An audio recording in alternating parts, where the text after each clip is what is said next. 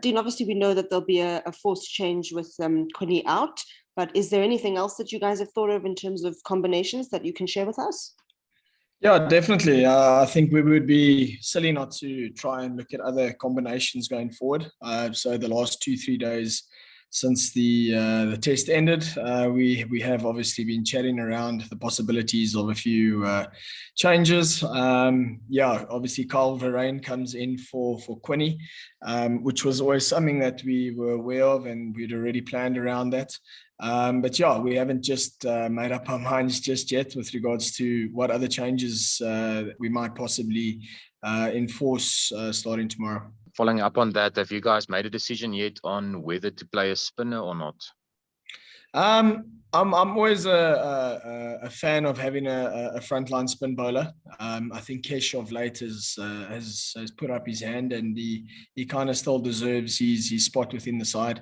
Of late, playing a few domestic games and played the Test series against Australia. The ball spun quite a bit still at Wanderers. Just looking at the conditions for now, I would still think Kesh would retain his spot. He didn't have a horrible game previous game, so yeah, I'm still extremely pro having a spinner just from a stability point of view. He's someone that's, you know, I can throw the ball to, and he can always try and bring down the run rate and stabilize the bowling a little bit.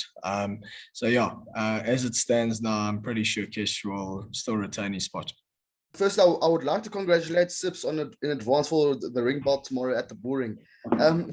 And then to Dean, obviously you had time now to speak with the management after the first test, and obviously it was a bit disappointing. But what have you guys spoke about, and obviously looking to improve overall for the second test against India? Because obviously you guys do want to equalize the series. No doubt. I think we've had a few very good conversations since the first test finished. I mean, we had to try and break the game up and give us a better option going into the Wanderers game. I think the message that we've obviously come out with is one of, we don't need to panic as a unit. I still think we've got a lot of capable players within the side. Be it as it may, they're quite inexperienced, but they also have to take the responsibility within the positions that they are given. They are by no means bad cricketers because of one or two innings with a bat, for instance. And backing them is still an extremely important thing going forward in Test cricket. That's how you build and grow your Test system. So yeah, we've had a lot of conversations. Sure, the batters have had their talks, and I think we're trying to break it down that we try and play the most basic cricket again, adopt the basic fundamentals, the disciplines within Test match batting, and obviously with the ball, I think there were still a few areas that we could fine tune, maybe making them play a little bit more with the new ball, especially if we're bowling up front. So yeah, there were definitely areas that we spoke about, and obviously chatted to the different respected groups. Dean, can I ask you your reaction to Quinton's decision? Did you see it coming, and what do you think it means, just in terms of, you know, talented guys like that giving up the red ball game for the big bucks of the white ball game, as it were? You think it's a dangerous precedent maybe for Test cricket? Well, from my point of view, I was pretty shocked. I wasn't aware of this was going to happen. But sitting down with Quinny that evening and him obviously explaining to me the reason for it, I very much respect his decision and fully understand the space he's in at the moment. Hopefully it doesn't come back one day and he still wishes he was part of our red ball setup. But in saying that, I don't think his decision is going to jeopardize Test cricket going forward. His reasons are his reasons, and as mentioned in a few interviews already around his choice to retire, we as a group, we fully respect it, and we as a group have to get over it and move on now. The game moves on. When guys retire, I've been fortunate enough to experienced quite a few big South African cricketers retire of late, and one thing I've realised is the game of cricket continues. You're not immortal, and the game definitely doesn't stop for you. I can tell you that. So us as a players group, we kind of had to get over it quickly, and still kind of understand and respect the position Quinny's in. I just want to go back to the game now. What do you guys feel that the Wanderers pitch is going to offer you as a team on the batting front, seeing that could have been the major problem the last time around? Thank you. Yeah, I think just looking at the surface, the surface will be playing a lot better than what I think it has in recent times. They have a new groundsman now in Evan, and I think he's tried to make it a little bit more batting friendly, or a little bit more of a better cricket wicket that creates good test cricket. Again, irrespective of how the wickets play, and us as batters, we have to put our hands up, and we have to take responsibility and ownership of our positions that we've been given. And yeah, hopefully it works that way. I mean, we've been echoing a lot of positivity throughout the group. As mentioned earlier, one or two innings doesn't make a cricketer a bad player, for instance. So yeah, and you're only one knock away from being back in form.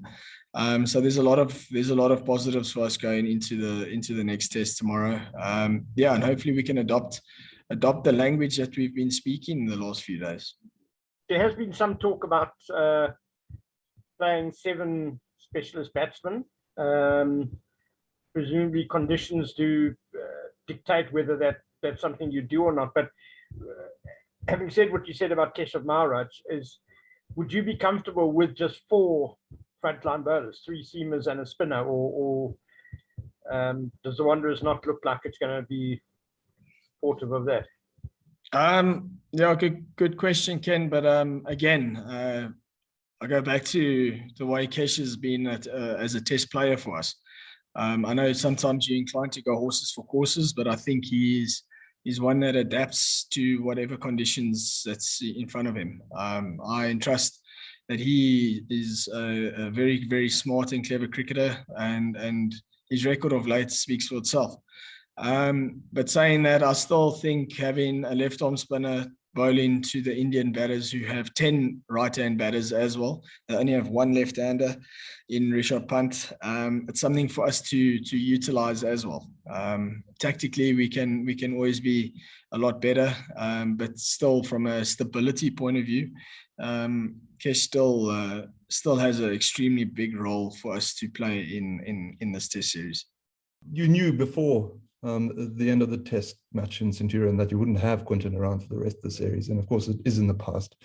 But you've just said you were shocked to find out about his retirement, and of course there's not much time between that match and this one. So are you a little worried that, you know, the Oaks might be going onto the field thinking, my goodness, Quinton de Kock has retired? You know, do you think there'll be some kind of hangover, or you're going to have to do a job as a captain to get their heads into the game?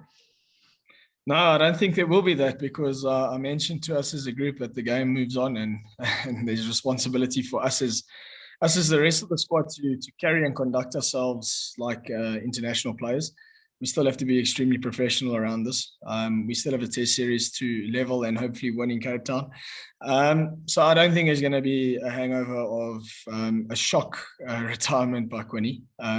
It is what it is, and rightly we respect it. And I think the players respect the environment as well. We realize that we've had quite a few setbacks over recent times, and I think this is just another one that we need to obviously be clever around, and obviously we need to get over, because the game moves on, as I've mentioned before, and I don't see this affecting the players of having still being shocked around his retirement. Just in terms of the batting order, how do you see that taking shape? Obviously, yourself and Tembo were obdurate and good in the middle order, but it seems to be a bit of a concern with the lineup. How do you see it? Again, players have to take responsibility. You can talk until there's actions, and I did say to the guys the other day that I need to see actions now. Talk is cheap if you don't have the reaction from those kind of talks. And as blunt as it is, I'm afraid Test cricket is a hard and ruthless environment. And if you want to survive and be successful in this format, you need to kind of ask yourself the hard questions, and you need to respond on those questions. It's always been the culture and language that I was brought up with, and it's something that I want the other guys to also think about. I'm pretty sure they're also disappointed in the way things happened in the previous game. But saying that, they're not bad players. They definitely haven't become any weaker as from a cricketing point of view. They just need to be mentally a little bit more switched on and understand. Listen, Test cricket is bloody tough, and you're facing some of the best bowlers in the world now. Now you need to put on your big boy pants, and you need to react to what's happened.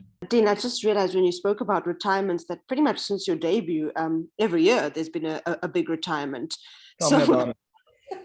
Yeah. So I'm just wondering, like, when you see that kind of thing happening, do you sometimes look around and think like, flip, who's going to go next, or just how do you deal with knowing that this happens so often?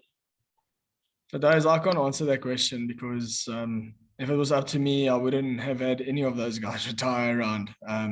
So yeah, that's a tough one. But again, retirements are part and parcel of the game. I don't think it's a kind of thing that you can control, because it's ultimately out of your hands as a player if you're not making those decisions for your career. It's disappointing. I mean, don't get me wrong. Not having Quinny around again is disappointing for me, and it's something I need to get over, because I know there's a lot more other talented players within our squad, within our system that I need to give a lot of attention to now, and that's perfectly fine. As tough as it is, it's one of those things that you need to crack on with, and you need to get over it as quick as possible. And my question for you is that in the Centurion Test, we saw KL Rahul get a big century, while you and Temba were stuck in the half century. So ahead of the second Test, how big is the importance of getting those big hundreds when one of you gets set? And if there have been any conversations in the batting group or with the head coach about how to get those big hundreds? Yeah, I mean, you need big hundreds in Test cricket to compete and win. We're very much aware of that. Yeah, I mean, KL's 100 was great for India, and it kind of set them up for the rest of the game.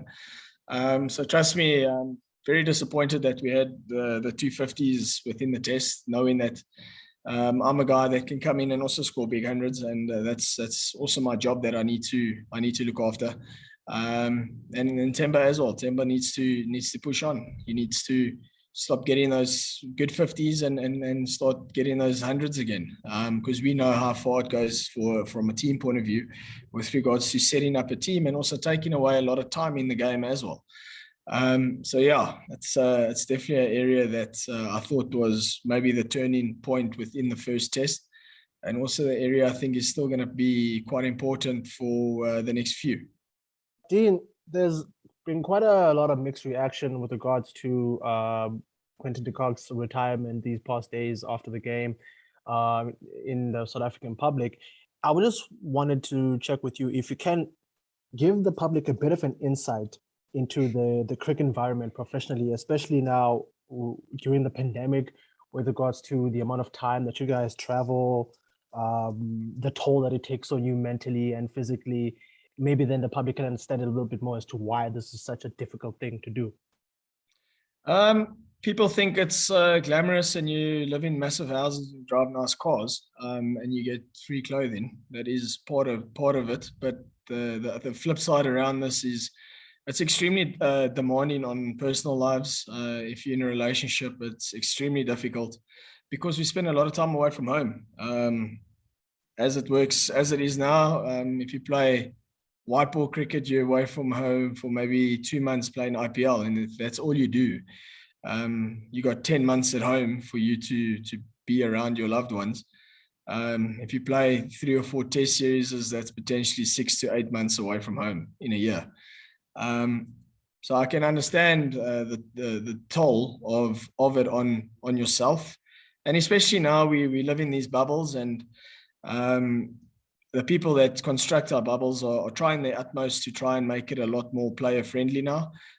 by giving us luxuries to maybe live in a hotel on a golf course, just knowing that a lot of guys like to play golf. And that's just one example of guys having a way out just to clear their minds. And of late, it has been a bit of a struggle for quite a lot of guys because of what's happened around the world with COVID. And putting guys into the bubble is not easy. But it's hard work, and this is by no means a bitch or moan. It's honestly the truth and the reality around it is we spend a lot of time away from home, and we still love what we do, but it is tough on a few guys. And if you have 19 or 20 players now with your 6 to 8 management, each person is unique and different in their own ways. Their personalities obviously deal with it a lot differently. We got to respect those kind of decisions and the different personnel and personalities we have within the squad. And as said, each guy responds to it a lot differently. Between you and Aiden, you guys have individually performed quite well in the last 12 months in the limited test matches that South Africa's played. I was wondering, in these conversations that you've had, you guys know each other quite well. How do you go about discussing and then planning to kind of do it better as a combination, so that the guy coming in at threes and doing it as early as KP has had to do it the last few games? Stu, I think it's one of those things where Aiden and I don't have to speak about it anymore, because we know the responsibility and the burden that comes with opening the batting, that we need to look after the new ball. With us looking after the new ball, that allows our number 3, 4, and 5, and number 6 to obviously come in and be as natural as possible. So of late, we've played under a few relatively rough conditions, I would say, batting conditions. But in saying that, it's no excuse. We need to be better. We need to obviously get those partnerships going again, like we have had in the past when we first started opening the batting with each other. I don't even think we have to have those conversations, because we know as an opening pair we need to get us off to a better start, just to give the guys a little bit more of a clearer mindset going in when it's their turn to bat. Dean, could there be a shift or two in the batting order? What's your thinking around that? I don't see it happening just yet, Dennis. It was definitely something that we spoke about. I think that was one of the bigger issues of us to talk about. But I don't think it's going to change just yet. I know the selectors still want to give guys opportunities at certain positions, and got to respect their decisions going forward. But yeah, we definitely did have those kind of talks the last few days. Dean, what kind of talks or session or you as a captain have with your players, knowing that heading into the second game, you guys are 1-0 down in the test series? I don't think I can actually say the words that I said recently, but we definitely have a lot of hard chats. I think the hard chats that we've had the last day or two have been extremely constructive for us going forward, from a awareness point of view, from a building point of view. We've definitely I have definitely had a lot of talks with the guys, even if it's from a personal capacity. I'll take the guys one side and just try and just chat, see the guy, if the guy's in a good space, give him a little bit of affirmation, just to put him in a better mind space or mindset. There have been a few conversations going around with regards to me speaking to the group, and also speaking to individual players.